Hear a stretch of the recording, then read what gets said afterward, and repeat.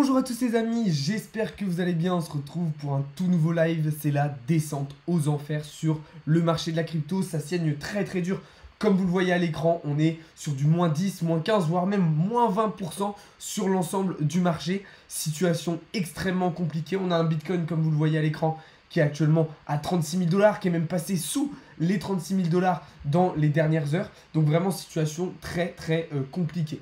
On va voir tout ça au cours du live. On va aussi faire le tour de quelques petites actualités très intéressantes qui vont être importantes. Et restez bien jusqu'à la fin du live puisque je vais avoir de grosses annonces à vous faire. Parce que oui, voilà, étant donné que le marché souffre, j'ai décidé de vous faire des petits cadeaux et de vous faire gagner de l'argent. Voilà, donc on va pouvoir commencer tout de suite avec donc cette première partie d'analyse, comme je vous le disais, un marché qui saigne, qui corrige énormément. Évidemment, un indice Fear and Greed qui repart du coup dans un niveau de peur extrême. On a un indice à 22, évidemment, alors qu'on avait repris un petit peu confiance lors des derniers jours. En effet, suite aux annonces de la Fed, on a eu dans un premier temps un premier rebond haussier sur l'ensemble des marchés traditionnels. On avait eu exactement la même chose. Voilà, vous voyez ici avec le S&P 500, on l'avait vu sur le CAC 40 ou sur la bourse allemande, mais en tout cas c'est bien flagrant sur le S&P 500. Donc on le sait, Bitcoin est très corrélé au marché financier traditionnel et ils ont réagi exactement de la même manière. Et puis en fait on s'est fait piéger. Et ça c'est quelque chose qui est assez régulier. Et c'est pour ça qu'on dit que souvent, quand la Fed annonce des nouvelles politiques monétaires et financières, c'est toujours bien d'attendre 24-48 heures avant de se positionner vraiment sur le marché. Parce que, généralement, on a une première réaction dans les heures qui suivent. Et puis, généralement, 24 heures après, on a une réaction inverse. Là, c'est exactement ce qu'on a eu. En plus, sur Bitcoin, on arrivait pile poil sur le niveau des 40 000 $. Et donc, on a été totalement rejeté. Bon, alors après, vous me direz, on aurait pu tout simplement rebondir sur la trendline ou même sur le bas du pattern H4. Malheureusement, ça n'a pas été le cas du tout. Comme vous le voyez ici, on a tout cassé par le bas. Alors après, d'un autre côté, si on repense un petit peu aux dernières vidéos et analyses que j'avais faites, en fait, tout ce qui se passe, ça valide totalement le scénario baissier que je vous avais identifié il y a une dizaine de jours. Vous voyez dans cette vidéo, juste ici. En fait, ça confirme tout à fait ça. C'est-à-dire que moi, dans un premier temps, suite à la cassure de ce pattern daily, voilà, j'avais identifié le scénario d'un retour dans un premier temps aux 37 000, voire aux 35 000 $. Donc en soi, le scénario de base que j'avais identifié, on l'a validé, on est allé chercher. Ce qui nous a induit en erreur, c'est ces petits signaux haussiers qui étaient assez faibles mais qui étaient quand même présents en H4, en fait qui nous ont induit en erreur et qui nous ont fait un petit peu oublier qu'en daily on avait un signal baissier puisqu'on était totalement sorti du pattern daily. Donc là on a un bel exemple de psychologie, comme je vous le disais hier, on a un bel exemple de psychologie de marché, de gestion de risque, de gestion des émotions, puisque du coup voilà, on a FOMO un petit peu en fait c'est un biais psychologique qui est totalement normal, c'est-à-dire que voilà, on voit ce qu'on a envie de voir. Donc là en fait, notre cerveau, inconsciemment, il s'est concentré sur ce qu'on avait en H4. Donc c'est-à-dire ce pattern d'élargissement symétrique, cette trendline qu'on avait cassée, en oubliant, du coup, par ce biais psychologique, en oubliant qu'on avait cassé par le bas en daily. Ça s'explique par nos émotions, par la façon dont réfléchit le cerveau humain, mais ça s'explique aussi par tout ce que vous allez voir et entendre sur les réseaux sociaux. Et j'en fais partie. C'est vrai que même moi, je me suis fait un petit peu, je vais pas dire avoir par ce truc-là, mais c'est vrai que voilà, les petits signaux haussiers H4 m'ont un petit peu écarté de mon scénario de base en daily. Et donc, je vous l'ai dit, vous l'avez ressenti et vous avez potentiellement un petit peu pris en compte ce que je vous disais. C'est pour ça que c'est très important, voilà, de bien faire ses propres recherches, bien faire ses propres analyses, parce que voilà, là, on a clairement un biais psychologique qui nous a tous piégés. Bon, après, c'est vrai que voilà, on savait quand même qu'on était encore dans une situation baissière, ça je ne le nie pas du tout, mais c'est vrai que voilà, moi personnellement, vous l'avez vu de toute façon, quand on a rebondi sur le bas du pattern H4, quand on a cassé la trendline, j'étais plutôt, voilà, je me suis dit, bon, là c'est peut-être pas mal, peut-être qu'on va pouvoir aller chercher les 42 000 $ dans les prochains jours. Et puis voilà, après, il y a eu une deuxième réaction suite aux annonces de la Fed qui a un petit peu chamboulé tout ça. D'ailleurs, justement, en parlant des annonces de la Fed, si jamais vous voulez un petit peu plus d'explications, si vous voulez rentrer un peu plus dans les détails, je vous invite à aller voir les 2 dernières vidéos qui sont sorties avant-hier et hier, où j'explique un petit peu qu'est-ce que la Fed a fait, pourquoi ils ont remonté les taux directeurs, etc. Qu'est-ce que ça va engendrer en fait sur les marchés, pourquoi ils l'ont fait, etc., etc. Donc n'hésitez pas à aller voir ces 2 vidéos là. Pour ceux qui posent des questions, vous inquiétez pas, je vais y répondre, je vais faire des petites pauses tout au long du live pour répondre à vos questions. Ne vous inquiétez pas du tout. D'ailleurs, je vais en faire une maintenant avant de continuer la partie analyse. D'ailleurs, je vous invite, pour tous ceux qui sont sur le live TikTok, de liker le live un maximum en tapotant sur votre écran, ça ferait extrêmement plaisir. Alors, qu'est-ce qu'on a comme question? Bon, je vois qu'on n'a pas beaucoup de questions pour le moment. Salut à tous. Alors là, on était en train d'analyser Bitcoin. Mon NFT en photo de profil, vous pensez que je peux bien le revendre? J'ai acheté 60 000. Alors ça, je sais pas, je connais pas la collection. C'est quoi la connexion à Abdelkader? Je te laisse me dire ça. En tout cas, pour tous les autres, n'hésitez pas à continuer à poser vos questions, hein. On va y répondre tout au long du live. Et puis là, vu que pour l'instant, il n'y a pas trop de questions, je vais continuer la partie analyse, pour le moment. Hop là, c'est parti.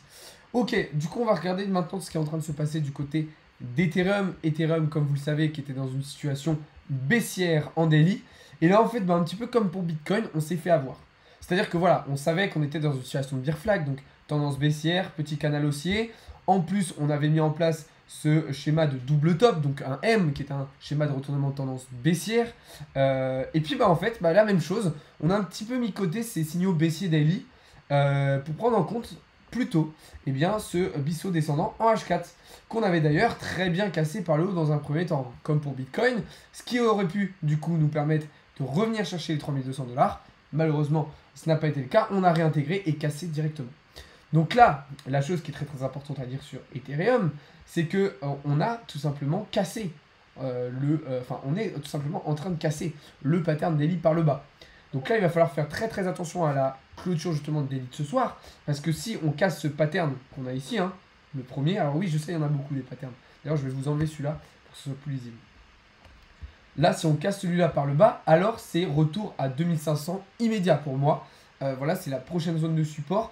Donc, je pense que si ce soir, on n'arrive pas à réintégrer le pattern pour rebondir, alors ça sera direction les 2500 $. Là, vous voyez qu'il y a une autre trendline. Cette autre trendline, c'est tout simplement le bas du pattern weekly, qui est lui un pattern d'élargissement symétrique ascendant cette fois-ci. Donc, voilà un petit peu pourquoi on est sur une zone de support très très importante sur Ethereum, mais ça va pas être une mince affaire. Et puis, de toute façon, on va être assez dépendant de ce qui va se passer sur Bitcoin dans tous les cas.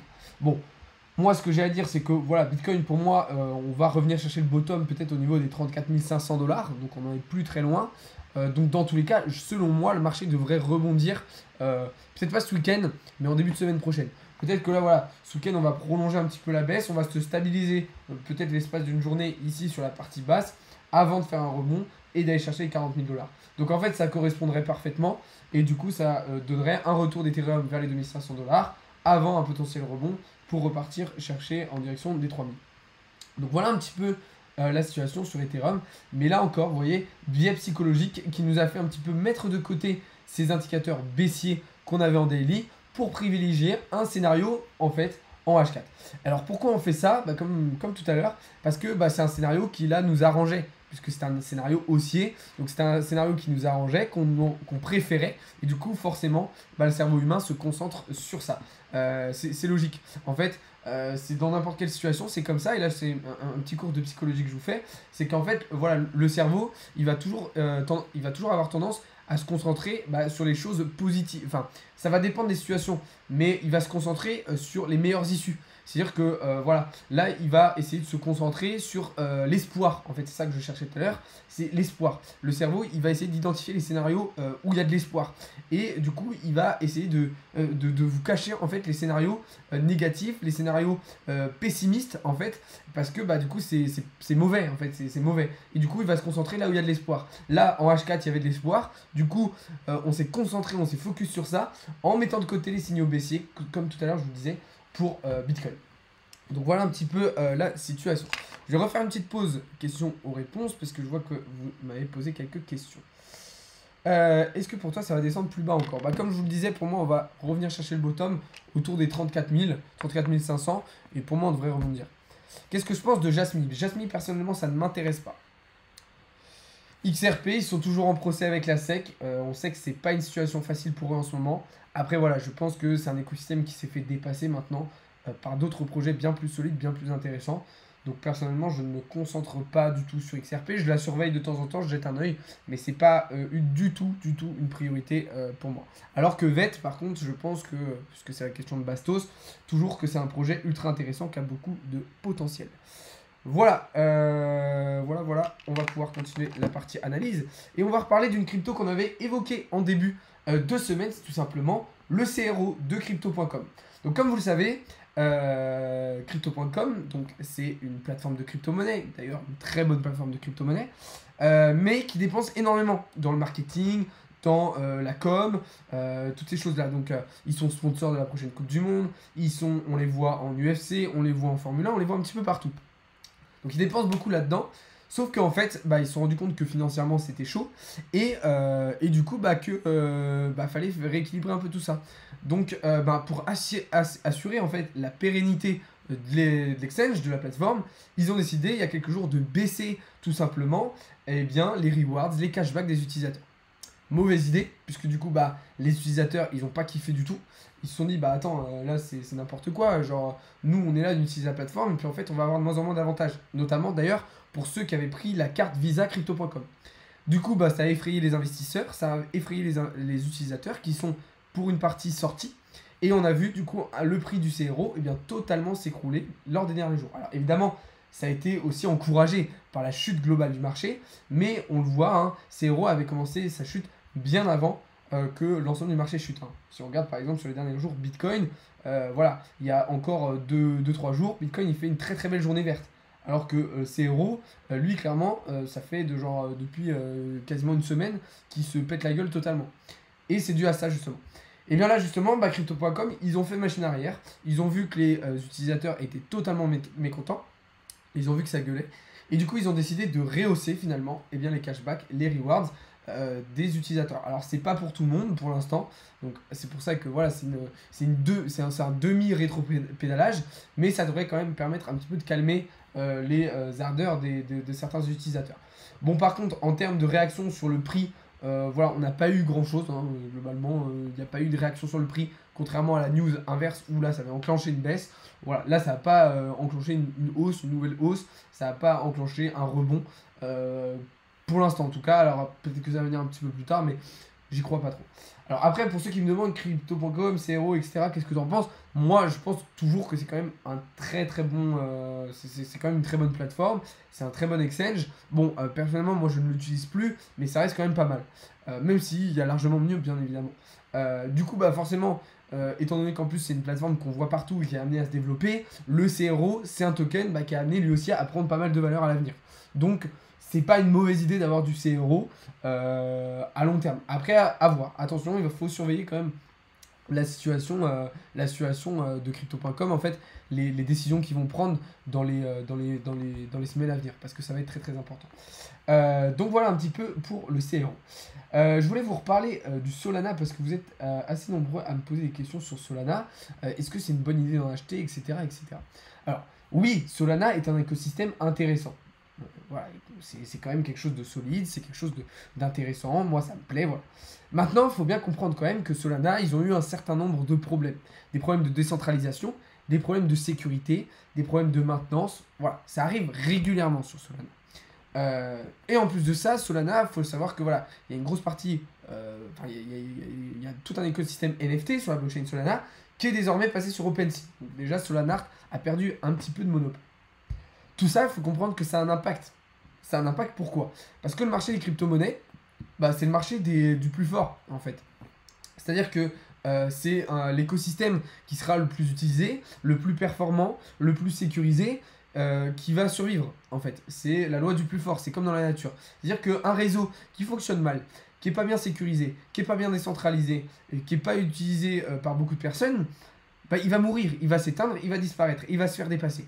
Donc c'est pour ça qu'il va falloir vraiment que Solana il fasse des progrès, qu'il s'améliore, parce que si les utilisateurs à long terme ils voient que le réseau il bug tout le temps, qu'il n'est pas décentralisé, qu'il n'est pas sécurisé, qu'il y a de moins en moins de gens à l'utiliser, et c'est un écosystème qui va tomber à l'eau, qui va s'éteindre progressivement.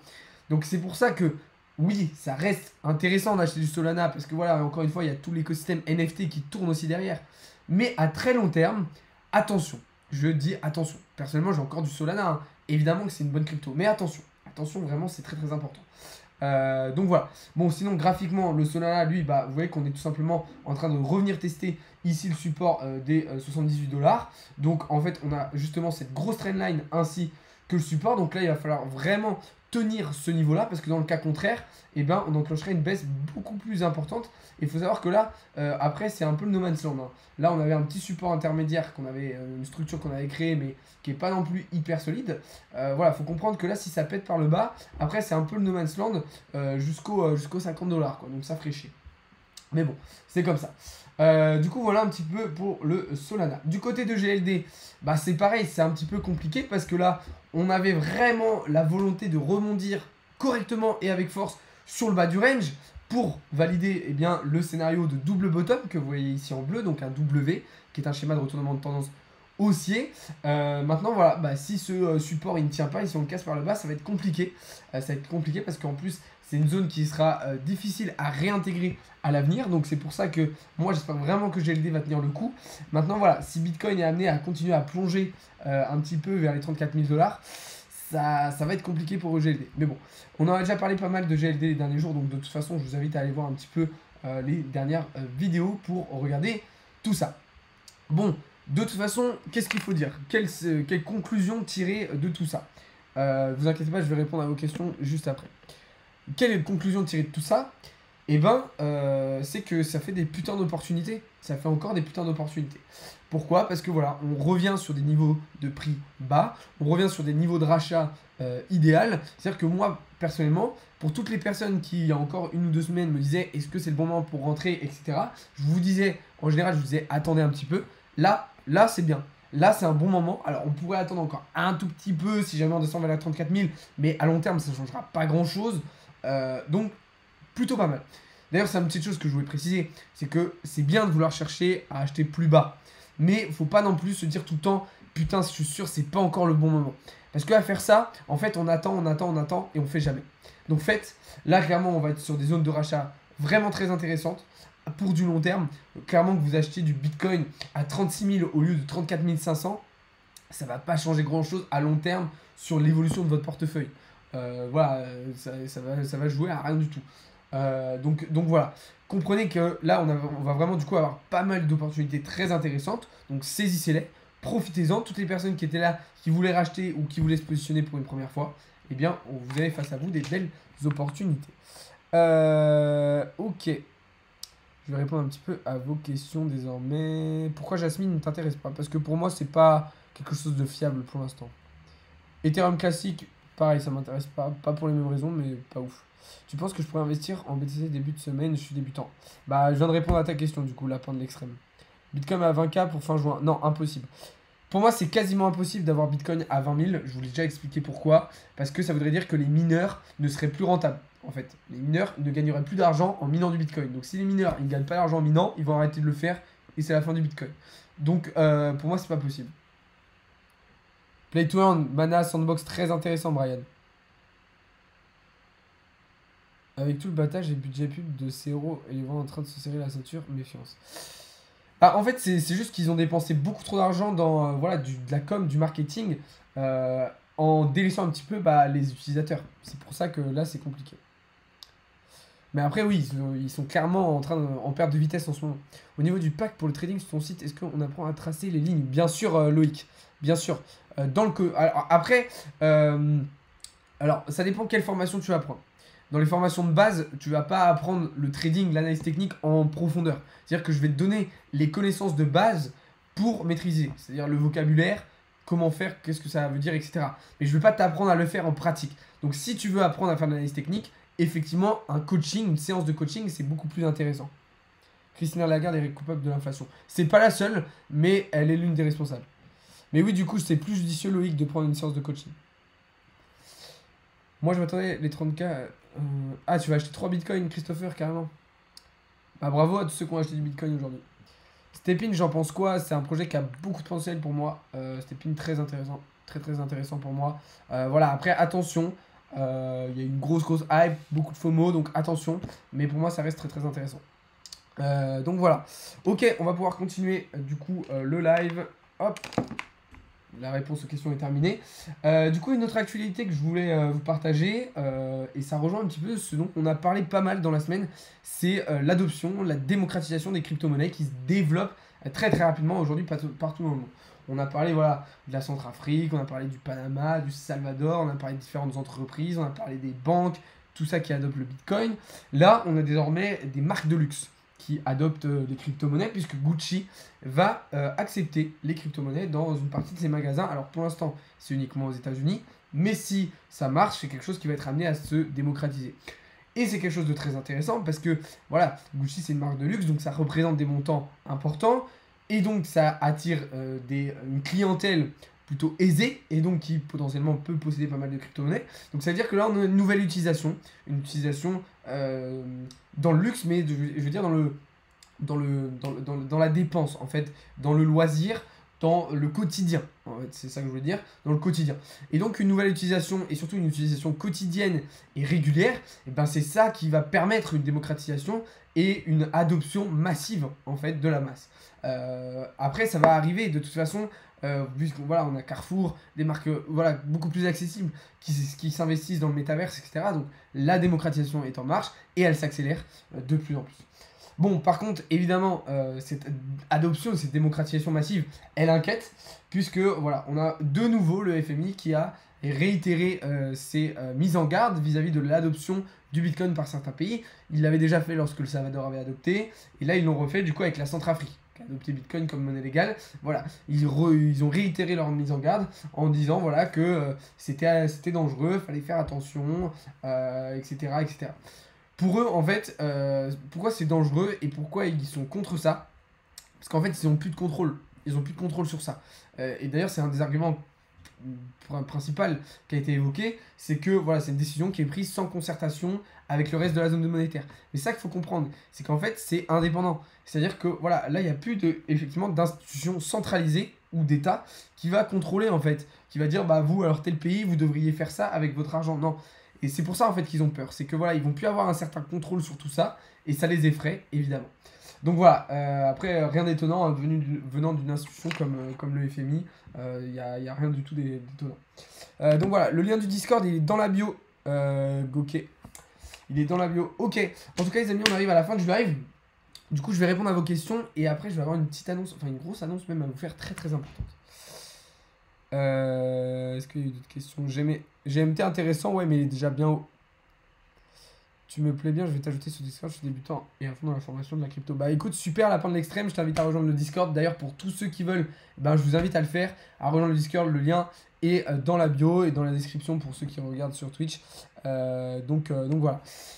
En tout cas, les amis, grosse annonce. Qu'est-ce que c'est? C'est tout simplement le fait qu'en ce moment, il y a un concours avec 250 $ de crypto à gagner. Effectivement, voilà, le marché est dans le rouge, ça saigne. Vous êtes probablement en train de perdre de l'argent sur votre portefeuille long terme. Donc, pour vous redonner un petit peu le sourire, j'ai décidé de mettre en place un concours. Donc, le concours, il se déroule sur Instagram et sur Twitter. Je vous conseille vraiment d'aller participer sur les deux plateformes pour maximiser vos chances de gain. Donc, bah, allez-y. Tout simplement, allez participer. De toute façon, tous les liens sont dans la bio et dans la description. Ça se passe sur Instagram et sur Twitter. Alors, il y a plusieurs lots. Il y aura donc plusieurs gagnants. Voilà, il y a 250 de crypto. Enfin, voilà, il y a plein de choses différentes à gagner. Donc, je vous invite à aller voir tout ça. Le tirage au sort, il se fera le 16 mai, il me semble. Je ne sais plus quelle date j'ai mis, mais je crois que c'est ça, le 16 mai. Donc, je vous laisse aller voir tout ça. Sur ce les amis, je vais vous souhaiter à tous une bonne fin de journée. Voilà, on est vendredi, j'espère que vous êtes en week-end. Peut-être qu'il y en a certains d'entre vous qui sont en vacances.